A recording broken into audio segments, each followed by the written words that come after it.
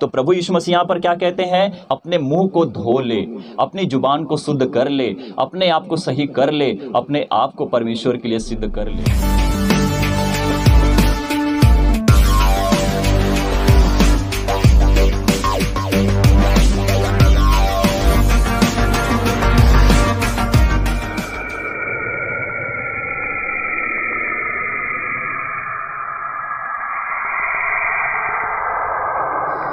Thank you Jesus, thank you father God. सबको जय मसीह की। प्रभु आप सभी को आशीष दें, परमेश्वर की महिमा हो, आमीन। तो मेरे प्रियो, आप और मैं सब, ये दुनिया में जितने सारे लोग बने हैं वो उपवास रखते हैं। तो उपवास हम किसके लिए रखते हैं? कहने का मतलब है कि आप जब उपवास करते हो तो किसके लिए करते हो? संसार को दिखाने के लिए या परमेश्वर के लिए? आप अपने शरीर को भूखा रखते हो, आपको लगता है कि मेरे उपवास से परमेश्वर मेरी सुनेंगे, तो आप जब उपवास रखते हो तो परमेश्वर सच में आपकी सुनेंगे। पर कैसे? जब कोई व्यक्ति भूखा रहता है तो सबसे पहली बात है कि वो क्या कर रहा है? वो सच में ईश्वर के लिए उपवास रख रहा है या अपने मन की इच्छा पूरी करने के लिए, संसार को दिखाने के लिए? मैंने उपवास रखा है, मेरा उपवास परमेश्वर सुनेगा, मेरे ऊपर जो भी दुख है, जो भी दर्द है, जो भी संकट है, चलो ठीक है, दुष्ट आत्माओं का काम होगा, सब निकल जाएंगे। मनुष्य ये समझकर अपने परिवार के लिए, अपने बच्चों के लिए, अपने लोगों के लिए उपवास रखता है कि ईश्वर हमारी उपवास को सुनेगा और ग्रहण करेगा। तो आज हम वचन से जानेंगे ना किनका उपवास करने की इच्छा है कि जो परमेश्वर के लिए उपवास रखते हैं और कहते हैं कि हमने ईश्वर के लिए उपवास रखा है। देखते हैं कि क्या सच में परमेश्वर उपवास पर अपनी दृष्टि को लगाता है, यानी कि मनुष्यों को देखता है कि मनुष्य जब उपवास रखते हैं क्या उनकी उपवास परमेश्वर तक पहुंचती है, यानी कि परमेश्वर उन पर प्रसन्न होते हैं, उनको आशीष देते हैं, उनको वरदान देते हैं। क्या उन मनुष्यों की प्रार्थना सुनी जाती है? क्या उनके शरीर से दुष्ट आत्माएं निकलकर भागती हैं? ईसाइयों के लिए ठीक है और भी जातियों के लिए ठीक है जो उपवास रखते हैं। उपवास करनी बुरी बात नहीं है, अच्छी बात है, आपको उपवास करना चाहिए। पर किसके लिए? जैसे कि मैंने इसके पहले कहा, हम उपवास रखते हैं तो किसके लिए? संसार को दिखाने के लिए या सच में हम ईश्वर के लिए उपवास रखते हैं कि प्रभु हमारी सुनेगा और हम पर दया करेगा, हम पर रहम करेगा और हमारे ऊपर जो भी दुख हैं परमेश्वर वो दूर कर देंगे? तो ठीक है, वचन से देखते हैं यहोवा परमेश्वर प्रभु यीशु मसीह हमें क्या बताते हैं, हमें किस रीति से उपवास रखना चाहिए कि परमेश्वर हम पर प्रसन्न हो, कि प्रभु यीशु मसीह के द्वारा हमारी उपवास, हमारी प्रार्थना परमेश्वर तक पहुंचे। Thank you Jesus, thank you father God. तो देखते हैं वचन क्या कहता है। भजन संहिता अध्याय 14 वचन 2। तो जब हम 2 वचन को पढ़ेंगे तो यहाँ पर हमें सही रीति से खुलासा होगा, क्या परमेश्वर की दृष्टि मनुष्यों पर लगी रहती है? क्या मनुष्यों की प्रार्थना और उपवास परमेश्वर तक पहुंचती है? ठीक है, देखते हैं, चलिए। परमेश्वर ने स्वर्ग में से मनुष्यों पर दृष्टि की। तो यहोवा परमेश्वर ने स्वर्ग से मनुष्य के ऊपर दृष्टि की है, यानी कि दृष्टि यानी कि अपनी आंखों से देखते हैं कि मनुष्य करते क्या हैं, मनुष्य करते क्या हैं। वो उपवास क्या सच में मेरे लिए रखते हैं? जब वो प्रार्थना करते हैं क्या उनकी प्रार्थना मेरे पास सच में आती है या फिर वो अपने मन की करते हैं? तो देखिए, परमेश्वर ने स्वर्ग में से मनुष्यों पर दृष्टि की है कि देखे कि कोई बुद्धिमान, कोई परमेश्वर का खोजी है या नहीं। तो यहाँ पर परमेश्वर कहते हैं कि मैं देखता हूँ कि कोई मनुष्य मुझे खोजता है, मुझे ढूंढता है या मेरे लायक है या नहीं। तो आप उपवास किसके लिए रख रहे हो? परमेश्वर के लिए उपवास रख रहे हो ना। तो परमेश्वर यहाँ पर क्या कह रहे हैं कि मैं स्वर्ग से, यानी कि आप जब बादल की तरफ देखते हो तो कहते हो कि ऊपर भगवान है। परमेश्वर आपसे क्या कह रहे हैं? परमेश्वर की आंखें मनुष्यों पर सदा और सर्वदा लगी रहती हैं, वो अपनी आंखों की दृष्टि मनुष्यों के ऊपर लगाए रहता है। ये परमेश्वर है। अगर तुमने परमेश्वर का अर्थ भी जान लिया होता तो आज ऐसे हर कोई गलत काम ना करता, यानी कि परमेश्वर के खिलाफ कोई भी मनुष्य नहीं जाता।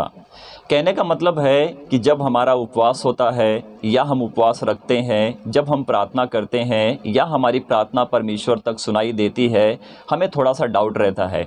इसलिए रहता है क्या सच में हमने कोई अच्छा काम किया है कि परमेश्वर हमारी प्रार्थनाओं को और जो हमने उपवास रखा हमारी उपवास को परमेश्वर ने सुना होगा। ठीक है ना। तो परमेश्वर मनुष्यों के ऊपर अपनी दृष्टि लगाए रहते हैं कि मनुष्य करते क्या हैं। कहने का मतलब है कि जब हम उपवास रखते हैं तो हमारा उपवास परमेश्वर के लिए सही हो, हमारा उपवास परमेश्वर के लिए सही हो, हमारा जो काम है वो काम परमेश्वर के लिए सही हो। तो प्रियो, जानने की कोशिश करो, समझने की कोशिश करो। मैं उपवास के विरोध में नहीं हूँ, प्रार्थना के विरोध में नहीं हूँ। अच्छी बात है कि आप उपवास रखो और प्रार्थना भी करो, उपवास रखो और प्रार्थना भी करो, परंतु संसार के लिए नहीं। अपने हृदय से, अपनी आत्मा से परमेश्वर पर विश्वास रखो और परमेश्वर पर सब कुछ छोड़कर कहो कि प्रभु, मैं आज अगर भूखा हूँ तो प्रभु परमेश्वर, मैं चाहता हूँ कि मेरा परमेश्वर मेरी प्रार्थना को सुने और मेरे उपवास को ग्रहण करे। तो मेरे प्रियो, इसी रीति से बने रहो और परमेश्वर के वचन में बढ़ते रहो। आगे देखते हैं वचन क्या कहता है। ठीक है ना। Okay, thank you Jesus, thank you father God.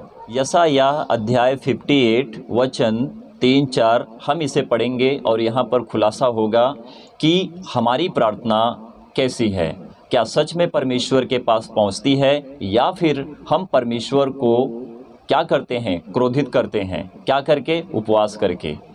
उपवास तभी मानी जाती है, उपवास परमेश्वर तभी ग्रहण करते हैं कि जब मनुष्य परमेश्वर के लिए सही रीति से सत्य पर हो जाए और सारे कामों को परमेश्वर के लिए करे, तभी परमेश्वर उसकी उपवास को ग्रहण करेंगे और उसकी प्रार्थनाओं को सुनेंगे। तो देखते हैं वचन क्या कहता है। वे कहते हैं, क्या कारण है कि हमने तो उपवास रखा। मनुष्य कहते हैं, क्या कारण है कि हमने उपवास रखा परंतु हमें उपवास का प्रतिफल नहीं मिला, फल नहीं मिला हमें। ठीक है ना। आगे देखते हैं। परंतु तूने इसकी सुधि नहीं ली, परंतु तूने इसकी सुधि नहीं ली। उपवास तो किया परंतु हमारी सुधि परमेश्वर ने नहीं ली। हम इसी रीति से परमेश्वर के ऊपर इल्ज़ाम लगाते हैं कि जब हम उपवास रखते हैं या हम फिर प्रार्थना करते हैं, प्रभु हम ठीक नहीं हो रहे हैं, हमें दुख है, हम कैसे आज़ाद हो जाएंगे। प्रभु दुष्ट आत्माएं हमको रात दिन सताती हैं, मारती हैं, परंतु प्रभु परमेश्वर हमें छुटकारा नहीं मिलता है। कैसे मिलेगा आपको? तो परमेश्वर हमारी कैसे सुधि लेंगे? हम परमेश्वर के लिए सही नहीं है, काम करते हैं अपने और हम दोष लगाते हैं परमेश्वर के ऊपर, कहते हैं कि परमेश्वर हमारी सुनेगा। अरे मेरे भाई, परमेश्वर आपकी कैसे सुनेगा? दुष्ट आत्माएं आपको छोड़कर कैसे भागेंगी? आप परमेश्वर के लिए काम नहीं करते हो। परमेश्वर के लिए अच्छे बनो, आपके ऊपर से हर बीमारी, दुख, संकट, कलेश, हर दुष्ट आत्माओं का काम, बुरी आत्माओं का काम, शैतान का दुष्ट काम, चतुर काम चला जाएगा, नहीं आएगा आपको सताने के लिए। परंतु आपको अच्छा बनना है, परमेश्वर के लिए सही और सिद्ध होना है। तो देखते हैं आगे वचन क्या कहता है। जब मैं इसको रिपीट करता हूँ 3 से, वे कहते हैं, क्या कारण है कि हमने तो उपवास रखा परंतु तूने इसकी सुधि नहीं ली। जैसे मैंने कहा कि जब मनुष्य उपवास रखते हैं, प्रार्थना करते हैं, जब उनकी प्रार्थना सुनी नहीं जाएगी, जब उनका उपवास जो करते हैं उपवास ग्रहण नहीं किया जाएगा, तो उनको क्या लगता है, अरे परमेश्वर हमारी कुछ नहीं करता है, हमने सब कुछ करके देख लिया, क्या फ़ायदा है, क्या लाभ है, चलो अब हम दूसरे मंदिर में जाएंगे। तो परमेश्वर क्या मंदिर में बैठेगा? परमेश्वर क्या आपका मंदिर में आकर उद्धार करेगा आपका? नहीं मेरे प्रियो, परमेश्वर आपके शरीर में आता है। जब आप अपने आप को सही करोगे तो परमेश्वर की आत्मा आपके अंदर वास करेगी, क्योंकि परमेश्वर आत्मा है, प्रभु यीशु मसीह आत्मा है। परंतु जब प्रभु यीशु मसीह देह धारण हुए थे तो मनुष्यों में देह धारण हुए थे, वो हमको दिखाई दिए थे। यानी कि जो उस वक्त के लोग थे, 2022 साल पहले जब प्रभु यीशु मसीह पृथ्वी के ऊपर देह धारण हुए थे, तब मनुष्यों ने प्रभु यीशु मसीह को देखा था, उनके साथ फिरा था, खाना पीना खाया था, सब कुछ उनके साथ, उनके वचन को सुना था।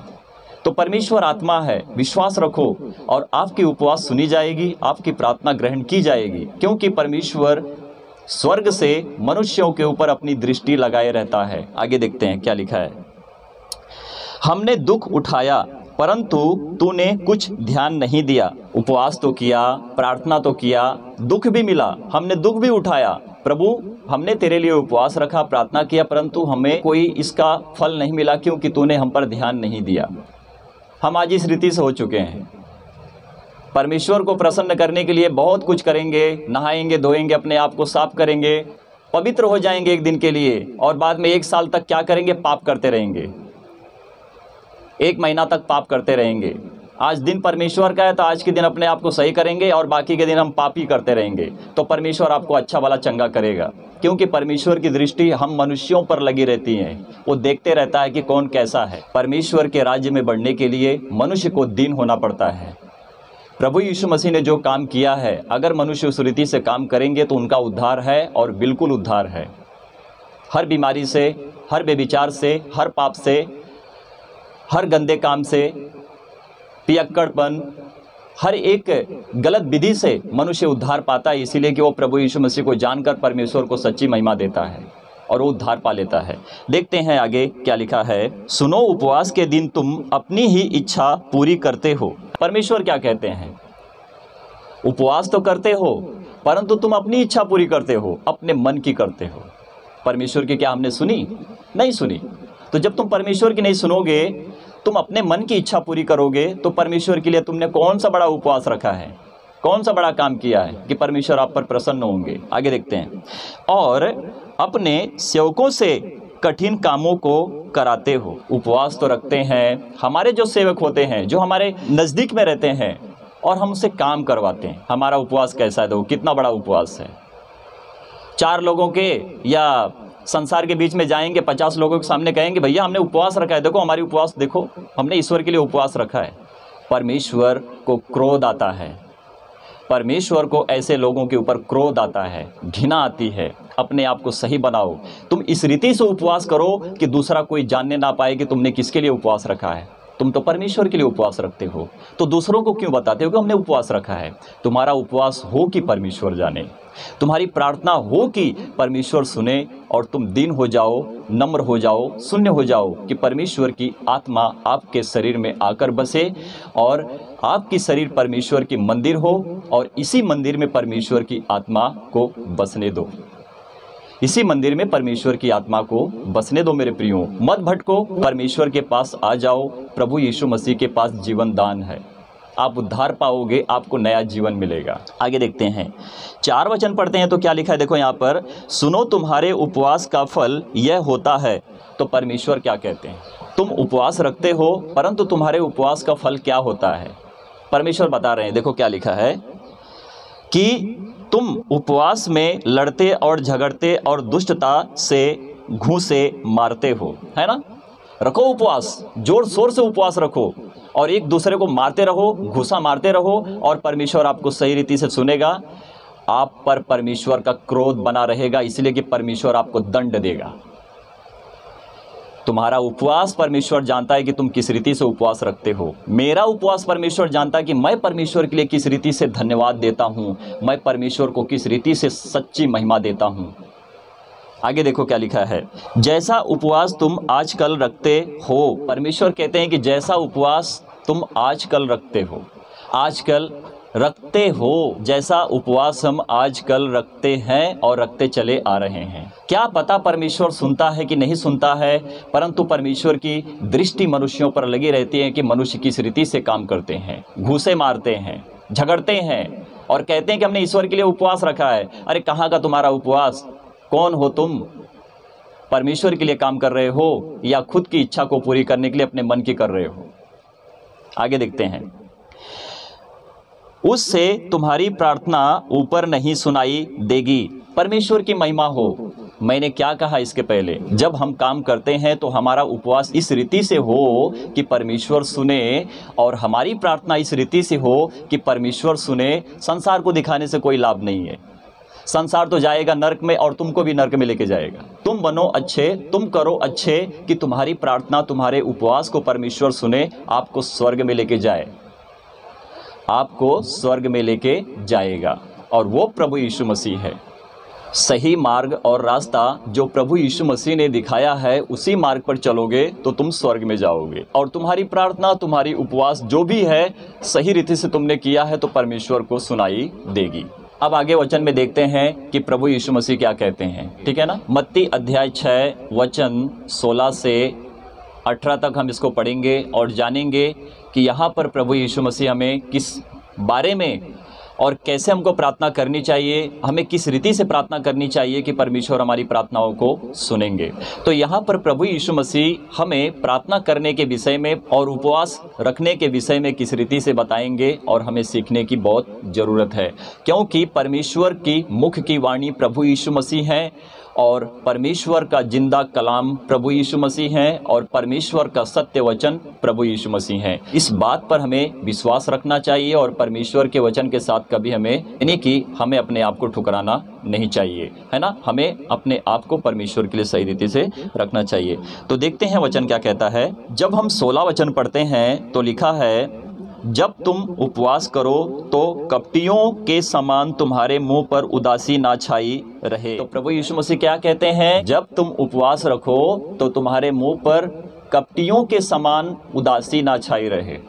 कपटी किस रीति से काम करते हैं, पाखंडी लोग किस रीति से काम करते हैं, वो भी उपवास रखते हैं परंतु छल कपट काम करते रहते हैं और कहते हैं कि हमारी ईश्वर सुनता है ना, हम पाप भी करके हम परमेश्वर को प्रसन्न कर लेते हैं, है ना। वो इस रीति से कहते हैं कि हम पाप भी करके परमेश्वर को प्रसन्न कर लेते हैं। तो ऐसे भी कपटी होते हैं। तो प्रभु यीशु मसीह क्या कहते हैं, देखो मैं रिपीट करता हूँ, जब तुम उपवास करो तो कपटियों के समान तुम्हारे मुंह पर उदासी ना छाई रहे। तो अब किस रीति से आप उपवास रखोगे, किस रीति से परमेश्वर को प्रसन्न करने के लिए अपने आप को भूखे रखोगे कि तुम्हारी भूख को परमेश्वर ग्रहण करे और तुम्हारे शरीर को आशीष दे। देखते हैं आगे, क्योंकि वे अपने मुंह बनाए रहते हैं ताकि लोग उन्हें उपवासी जाने। अब तुम संसार के लिए काम कर रहे हो या परमेश्वर के लिए कर रहे हो कि संसार तुमको क्या करे, उपवासी जाने। जब तुम परमेश्वर के लिए काम करते हो तो परमेश्वर जानेगा कि तुम मेरे लिए उपवास रखे हो, तुम मेरे बच्चे हो, परमेश्वर आप पर आशीष लाएंगे। जब तुम दिखाते हो कि संसार मुझे देखता है, संसार मुझे उपवासी जानता है, तो इसमें तुमने कौन से बड़े काम किए, तुमने कौन से बड़े उपवास रखकर दिखा दिए परमेश्वर के, परमेश्वर प्रसन्न हो गया। नो नेवा, ऐसा कभी नहीं हो सकता है। आगे देखते हैं क्या लिखा है, मैं तुमसे सच सच कहता हूं। तो प्रभु यीशु मसीह कहते हैं कि मैं तुमसे सच सच कहता हूं कि तुम सत्य को जान लो, है ना। तो हमें सत्य को जानना है। अगर हम सत्य को नहीं जान रहे हैं तो सब कुछ करना व्यर्थ है। परमेश्वर के लिए तुमको सही रीति से काम करना पड़ेगा कि तुम परमेश्वर के लिए काम करो कि प्रभु यीशु मसीह में तुम्हारा उद्धार हो और तुम पर परमेश्वर अपनी दृष्टि लगाए रखे और तुमको आशीष और ब्लेस करते रहे।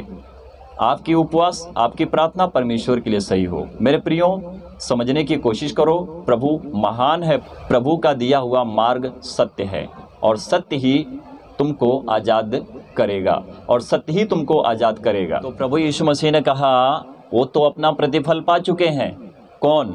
जो संसार की रीति से काम करते हैं, उनको परमेश्वर ने उनको प्रतिफल दे चुका है ना।